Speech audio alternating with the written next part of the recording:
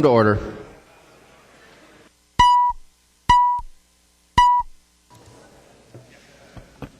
Prayer by the chaplain.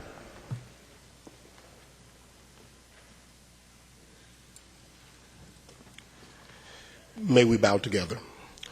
Our Father, which art in heaven, hallowed be thy name. Thy kingdom come. Thy will be done in earth as it is in heaven. Give us this day our daily bread, and forgive us our debts as we forgive our debtors. And lead us not into temptation, but deliver us from evil. For thine is the kingdom and the power and the glory forever. Dear God, we honor you today, and we pray that those who have gathered in this place would bring honor to you. We are grateful for your love, your grace, and your mercy that has been extended to each of us another day. God, you have blessed our nation, our state, our cities, our communities, and our families. Now I pray that we, your people, will be a blessing unto you. I thank you for the freedom that we enjoy as citizens of this great country, the United States of America, and ask a special blessing and protection upon the city of Boston and the families who lost loved ones and those that suffer injury on Monday, April the 15th. Now, unto God, I ask your blessing upon the men and the women who have been selected to serve as leaders of this great state of Minnesota. I ask that you would lead and guide each of them as they undertake and make decisions on the issue that will affect each person of this state. May every vote that is cast and every decision that is made is pleasing in your sight and beneficial to every citizen of this state. May each person who have been selected to serve within these walls be mindful of the oath they have taken and the responsibilities they have undertaken. Now, unto God, I'm thankful for the privilege to be able to pray to you and the promise of knowing you answer when we pray. Amen.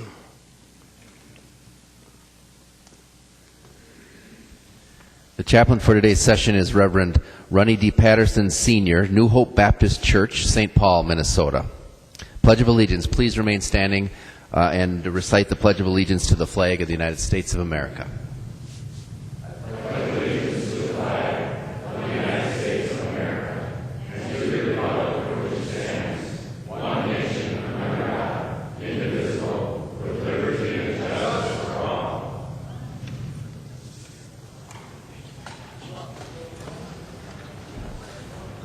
The clerk will take the roll.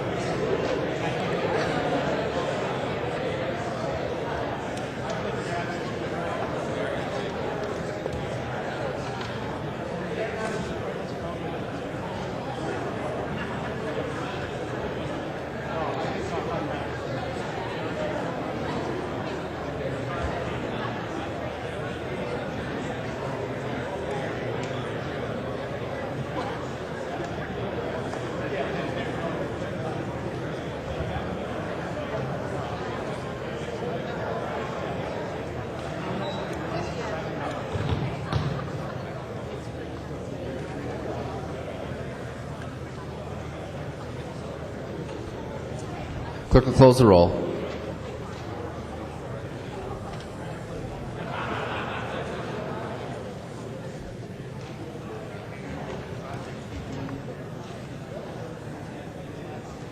A quorum is present. The clerk will read the journal of the preceding day. Journal of the House, 88th Session, 2013, 36 days, St. Paul, Minnesota, Tuesday, April 16, 2013.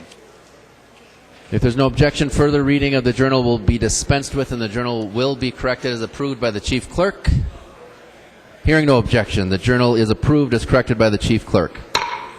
Comparison reports. There is a copy of this order of business on each member's desk. If there's no objection, the motions will prevail.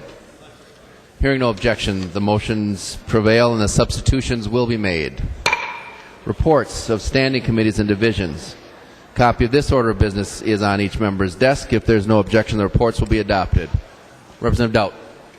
Thank you, Mr. Speaker. I'd like to object to the report on House File 1765, and I'd request a roll call. We'll get to that. Yeah. Any other objections? All right. First, we'll take up the remaining reports. Hearing no objection to the reports except for House File 1765, those reports are adopted. I saw 15 hands, so there will be a roll call on. This is now on the adoption of House File 1765. Representative Doubt. Thank you, Mr. Speaker and members. This is a bill that we actually had in Rules Committee yesterday, and a bill that Representative Nelson is carrying. This bill actually went to the Rules Committee because it was asked that we waive the rule and allow this one to proceed after deadlines. Certainly we asked why that was the case, and Representative Nelson indicated that this bill was brought to him by leadership and specifically the Speaker after deadlines, and he was asked to carry that. And my concern is that frankly, that's not a good reason to waive and break the rules of the Minnesota House. The rules that we operate under should apply to all members of the House, and frankly, we shouldn't be waiving rules simply because leadership has asked us to carry a bill. So, obviously, we want to make sure that we're honoring the rules of this House, and I don't think that this body should allow this bill to proceed beyond the deadline of the committees. Representative Murphy. Thank you, Mr. Speaker, and Representative Doubt and members. We did have a discussion about this yesterday in rules. And, of course, we have rules in place, and we honor those rules. And we always have the opportunity to abide by the rules, which we are in this case, which means that we can say for something that's important, and this piece of legislation is important for jobs in Minnesota, for construction jobs in Minnesota, for working Minnesotans in Minnesota. We have the opportunity to move a piece of legislation forward transparently for the people so that a question can be considered. And this piece of legislation meets that criteria, in my judgment. And we took it to the Rules Committee yesterday, and we moved it forward so that it can be considered in committee transparently and the people can participate in that dialogue, Mr. Speaker. Representative Nelson. Thank you, Mr. Speaker, and I apologize if I outed you in committee yesterday. But this is a bill that, like Representative Murphy said, is important, and I was asked to carry it. I don't know all the reasons why it did get introduced earlier, but when you're asked to carry a bill, you carry a bill, and I'm going through the normal process. And, it was introduced after deadline, but I'm carrying it, and we had one hearing in labor, and like our rules say, then it gets sent to rules, and the Rules Committee then has to decide one way or the other where this goes forward. And the vote yesterday in the Rules Committee was to move the bill forward and allow the bill to go forward. So I'm just doing my job as a legislature, and it's an important bill. I think it's an important bill for all of us. It's an important bill for the state of Minnesota. Projects that we invest money in. It's that with our tax dollars to support these projects is that these projects get up and running and off the ground without labor disruptions, and that's what this bill does. And so, members, I think I would appreciate a green vote and move this bill forward. Representative Kelly. Thank you, Mr. Speaker. Mr. Speaker, would the Majority Leader yield for a question, please? She will. Representative Kelly. Thank you, Madam Majority Leader. We've had, over the last couple of weeks, we've had several bills come through Rules Committee that have missed deadline. And yesterday you were kind enough to go over what I guess you referred to as the criteria that we're looking at to assess each one of these bills. And I think it would be important for the body to hear that as well, if you would do that, please. Representative Murphy. Thank you, Mr. Speaker, and thank you, Representative Kelly. And I think when you asked the question yesterday in Rules, you used the word criteria. And I was happy to answer that question because I think it is important for members to understand that our work here in the legislature is about moving Minnesota forward. It is about our ability to govern Minnesota well. and to use our executive brains, if you will, our good judgment in making decisions, knowing that we have rules that guide us. And the rules, each of the rules, have the ability for us to use our judgment and our ability to decide which things need to go forward. And that's what we talked about yesterday. So certainly there are pieces of legislation and there are lots of pieces of legislation, and I think lots of members would acknowledge this, that their bills, for various reasons, did not meet the deadline, and they're on hold until next session.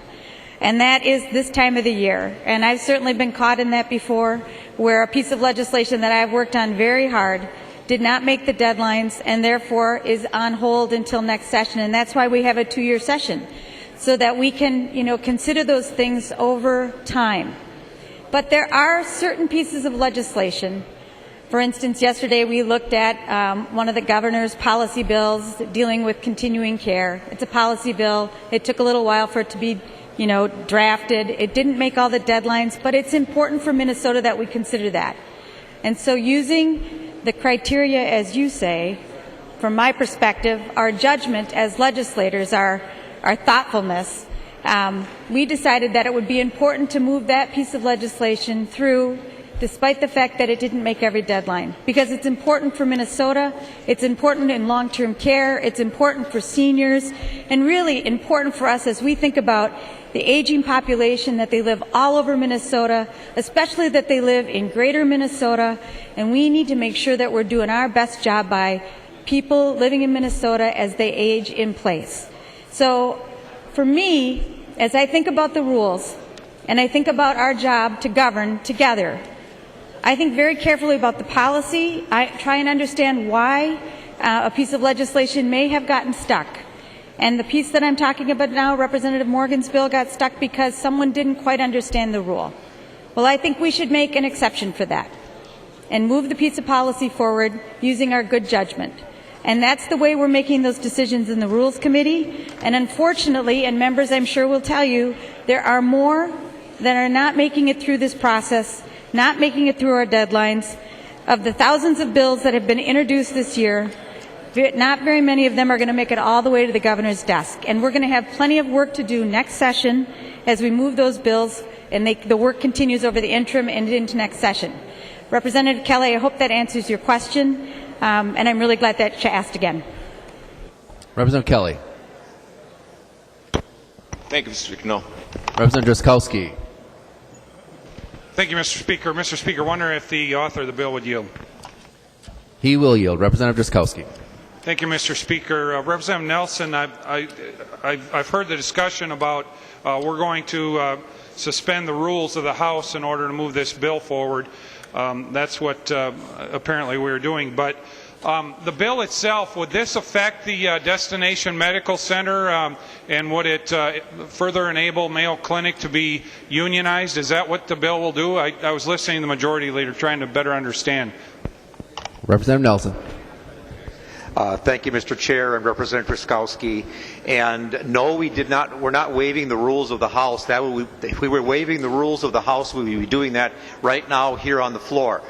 This is following the rules of that we set up, that a bill that comes late, a bill that missed deadline, to proceed forward has to go to the Rules Committee, and the Rules Committee decides whether the bill moves forward or not. And that's the procedure we're following. It's going to get a full hearing. It's going to get a full hearing in government operations because it affects government operations. It's going to get a full hearing any place the bill needs to get sent. This is part of the process. We're trying to do this so that the public can weigh in on whether this is an important issue. And like I said, I was asked to carry it. I'm carrying it because I was asked, but it's an issue that I think is important.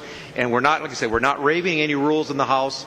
We're not waiving the rules of the House. We're not doing that on the floor because that would happen here on the floor and would require a 2/3 majority. And we're not doing that. So this bill's going to get a full hearing with public input and a full hearing in committees, and that's why we went to the Rules Committee and they just said yes, let the bill proceed forward. Representative Drazkowski.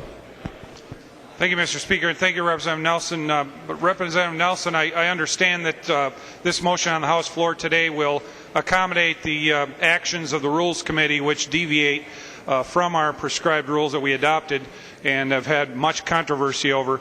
But my question, Representative Nelson, was the context of this bill and other legislative matters that are moving forward, including a subsidy for for Mayo and the Destination Medical Center. It seems, and especially according to the discussion that the Majority Leader brought about health care and Minnesotans aging in place and those types of things. I'm curious, Mr. Speaker, if the author would yield one more time. He will yield. Representative Drazkowski. Thank you, Mr. Speaker. So, Representative Nelson, can you tell us how this bill is related to the Destination Medical Center, and if adopted through this deviation from our rules, will it potentially affect, realizing what I do about the bill and its ability to enable easier unionization of workplaces, will it potentially affect that public subsidy and the dollars that follow it and impinge upon the Mayo Clinic? Representative Nelson. Thank you, Mr. Speaker, and Representative Drazkowski. And it would have a slight effect on the development of the projects that would go on around Mayo, but it wouldn't affect Mayo. This would affect where we invest money in. It's a way for the state of Minnesota to invest or to protect our proprietary interests that we have when we give money to a project, like a hotel. We give a tip for a hotel, like we give tip or a subsidy for another project going on.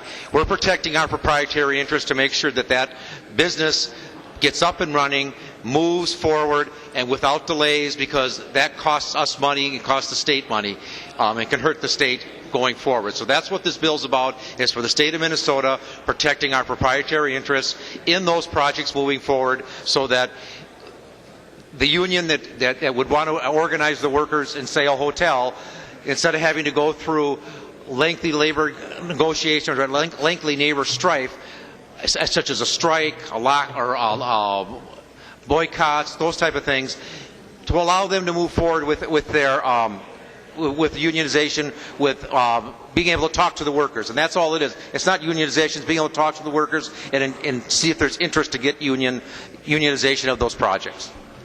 And these are the workers on the back end that are going to work in these projects afterwards. But it does not affect Mayo itself, because Mayo's not getting a subsidy from us. If the destination medical bill that we've got that's moving forward that isn't this bill, money's not going to Mayo. The subsidy that's going there is to the state or to the city of Rochester to build infrastructure to enable other projects to be built around there, and it's not going to Mayo. Representative Drazkowski. Thank you, Mr. Speaker, and thank you, Representative Nelson. So what I heard is that at least we know for sure that it would impact the hundreds of millions of dollars of public subsidies that we're providing and the jobs related to those, and certainly look forward if indeed this does go forward in discussing that intently in your committee. But I, like Representative Doubt, struggle with us making this deviation at this time. Thank you, Mr. Speaker. Representative Scott. Thank you, Mr. Speaker. Would the Majority Leader please yield for a question? She will. Representative Scott. Thank you, Mr. Speaker.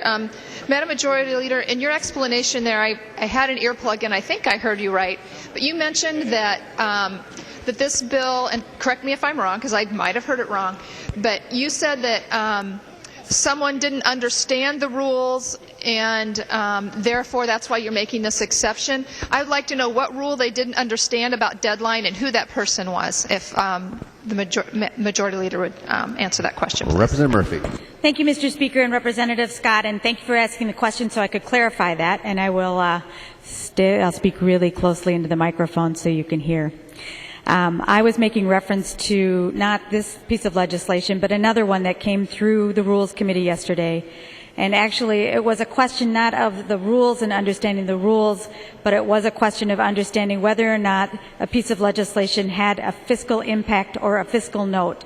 And it was inadvertently re-referred to a finance committee, and it didn't need to be. and that was a decision made by some of our staff, and that happens, right?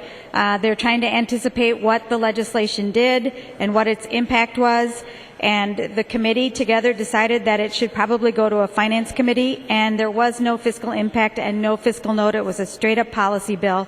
That's why it didn't meet the deadlines. That's why it came to rules, because of that error, if you will. And we decided yesterday in rules that even though that happened, that it was an important piece of policy for seniors and long-term care providers, and that we should be able to move that forward despite that error. Representative Dowd. Thank you, Mr. Speaker and members. This bill, obviously the Rules Committee has allowed other bills under circumstances because they got held up in committee. Maybe important pieces of legislation to proceed through the process and to waive the rule on the committee deadlines. This bill is a little different circumstance. Would the Majority Leader yield for a question? She will. Representative Dowd. Thank you, Mr. Speaker. And Madam Majority Leader, could you, and I don't mean to put you on the spot, I don't actually remember the dates of the Policy Committee deadlines. I assume this bill would have been covered by those Policy Committee deadlines. I know they were approximately a month ago, probably a little more than that. Do you remember what the exact dates were of the Policy Committee deadlines? Representative Murphy. Thank you, Mr. Speaker, and thank you, Representative Dowd. They actually feel like months ago. They were in March. They were before the Easter Passover break. I think around the middle of March and then maybe March 25th or so. Tied to my brother's birthday, I think. But anyhow, before the Easter Passover break. Representative Dowd. Thank you, Mr. Speaker, and thank you, Representative Murphy. The interesting thing, and I wasn't trying to put you on the spot, I don't know the answer to that question. I felt the same way. It was somewhere in March, although it does feel like months ago now. The interesting thing about this bill, and I actually pulled a copy of the bill, this bill was introduced 6 days ago. So this isn't a bill that got held up in committee. This isn't a bill that, there's some extenuating circumstance on why we should waive the rules. And obviously my concern was in Representative Nelson's answer as to why we were doing this. And the Rules Committee had asked all of the bill authors and asked the Majority Leader in the Rules Committee why we were doing this, because we had a series of, I think, 3 of these yesterday in the Rules Committee. But this one was, the answer was this bill was brought to me late by powers above my pay grade, was the answer that Representative Nelson had given to the committee. And that was the part that for me was concerning. I don't think it's about the content of the bill. It's really about the fact that it appears that we're waiving the rule here to allow the Speaker to advance a bill that came in after deadline. We do have a process for allowing these bills to proceed after deadline, and that would be next session. So I haven't heard a good explanation as to why it's so important that this bill must proceed now, but I'm going to take your word for it, and that's fine. But I want to make sure, and the point that I'm trying to make is that the rules of this House need to be honored, and the rules of this House need to be followed by every member of the House, and nobody is beyond the rules. And if we get to a point in this chamber where the majority feels that they don't need to follow the rules, that the rules are just in place to keep the minority in check, we're trampling on this institution. And that's what I don't want to see happen here, members. I'm actually going to withdraw my request for a roll call, and I'm going to let this proceed. But this really is not the way that we should operate. It's not the way the House should do business. And I think we've made our point. In the future, I hope that we won't allow these kinds of things to happen. But we'll let this one proceed. I'll withdraw my request for a roll call, Mr. Speaker. Do you want to withdraw just a request for or do you want to withdraw your objection? Mr. Speaker, if that's the appropriate thing, I'll withdraw the objection. Okay.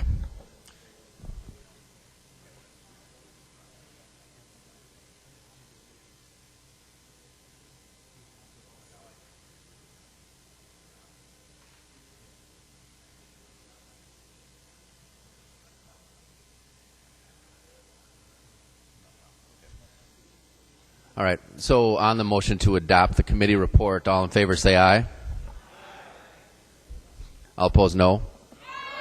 The motion prevails. Second reading of House files. Second reading House File 80. Second reading. Second reading House File 136. Second reading. Second reading House File 270. Second reading. Second reading House File 334. Second reading. Second reading House File 591. Second reading. Second reading House File 637. Second reading. Second reading House File 767. Second reading. Second reading House File 894. Second reading. Second reading House File 1070. Second reading. And second reading House File 1416. Second reading. Second reading of Senate files. Second reading of Senate File 671. Second reading. Introduction of bills. The following House files have been offered for introduction today. The clerk will give the House files their first reading and report them. Introduction and first reading of House File 1784 through 1786. First reading House File 1784 to 1786.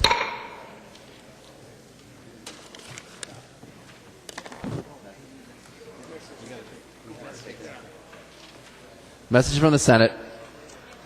Message from the Senate, Mr. Speaker. I hereby announce the passage by the Senate of the following Senate files herewith transmitted. Senate Files 541, 769, 15, and 1589. Signed, Joanne M. Zoff, Secretary of the Senate. First reading of Senate files. Introduction and first reading of Senate File 541, an act relating to liquor. Atkins moves that Senate File 541 and House File 746, now in the General Register, be referred to the Chief Clerk for comparison. If there's no objection, so ordered. Introduction and first reading of Senate File 769, an act relating to public safety. Rosenthal moves that 769, House File 1050, now in the General Register, be referred to the Chief Clerk for comparison. Without objection, so ordered. Introduction and first reading of Senate File 1589, an act relating to the operation of state government finance. The bill is being referred to the Committee on Rules and Legislative Administration. That's it. Representative Carlson. Mr. Speaker, members, I would like to announce that the Ways and Means Committee will meet at approximately 10:30 or the call of the chair in room 200, and we'll be taking up the Health and Human Services bill. Okay. Any other announcements that people have right now? Representative Murphy. Thank you, Mr. Speaker. I just want to give a roadmap, I think, for the morning at least, that we'll be going into recess. Members of the DFL caucus, we're going to caucus in 217. The Rules Committee will meet approximately around 10:30 at the call of the chair, so please watch for an email, and we'll certainly let the minority know. And we'll be back a little later today we've got some bills on the General Register that we'll be moving. And with that, Mr. Speaker, I'd like to move a recess to the call of the chair. Representative moves a recess to the call of the chair. Representative Doubt. Thank you, Mr. Speaker. Would the Majority Leader yield for a question? She will. Yeah. Thank you, Mr. Speaker. And Madam Majority Leader, could you give us an indication of how long you think we might be in recess? Representative Murphy. Thank you, Mr. Speaker and Representative Doubt. I would expect an hour or two, and let's just confer after this as well. Okay. All in favor of the motion to recess to the call of the chair, say aye. All opposed, no. The motion prevails. The House stands in recess.